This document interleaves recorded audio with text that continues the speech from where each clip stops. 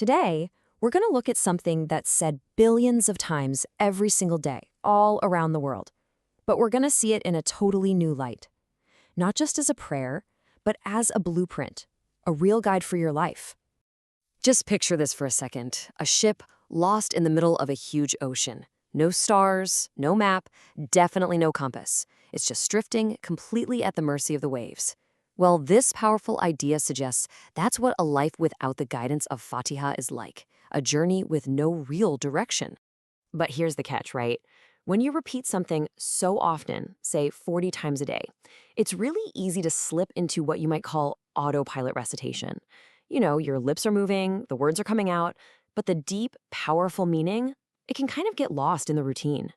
So what if we could switch off that autopilot? What if we could rediscover Fatihah not as just some static text, but as three incredibly powerful tools just waiting for us?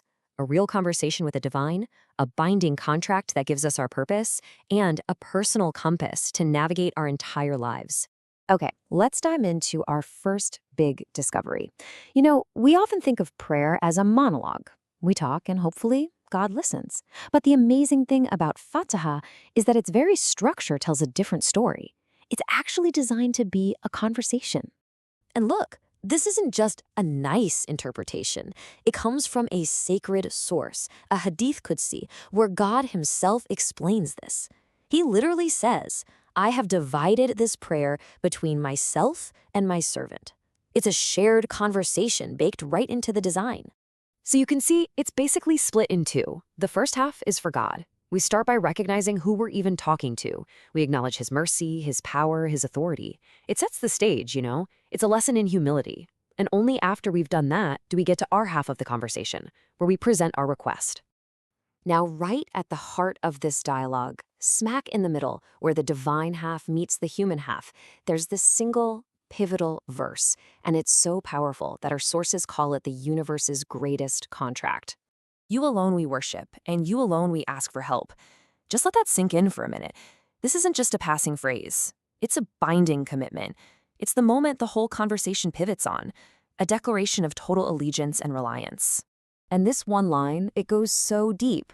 Of course, it's the core declaration of God's oneness, Tawheed, and a total rejection of shirk. But think about it in our modern lives. It's also a choice to overthrow all the little false idols we might have, whether that's money or status or our own ego. It's like saying, deep down, I have nowhere else to turn but to you. Okay, so let's move on to our next discovery. After you've started this dialogue, after you've made this huge, monumental contract, what's the one thing you ask for? Is it wealth, success, power? What's the big request? Nope, it's none of those things. The sources are really clear on this. The request that comes right after that incredible contract isn't for anything worldly at all. The most fundamental, the ultimate request, is for something called istiqamat. So what is istiqamat? It's the straight path.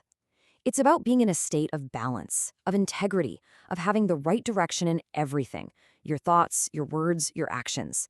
It's the ultimate setting for your spiritual and moral compass. And the logic is beautiful. Really, if you have istiqamat, if your direction is true, everything else in life just starts to fall into place. So, this is where we bring it all together. How do these three discoveries, the dialogue, the contract, and the request, transform a routine prayer into a tool you can actually use?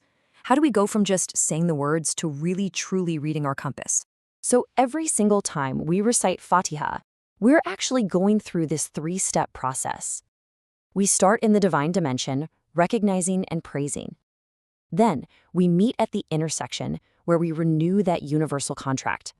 And finally, we end up in the human dimension where we make our most important request. Guide us. And that brings us right back to the beginning. Fatihah is your compass. It's not just a map you glance at once in a while. It's a living instrument you're meant to check constantly. When you read it with this kind of understanding, it's actively aligning your life's journey onto the straight path, the Sirat al-Mustaqim. So I'll just leave you with this thought.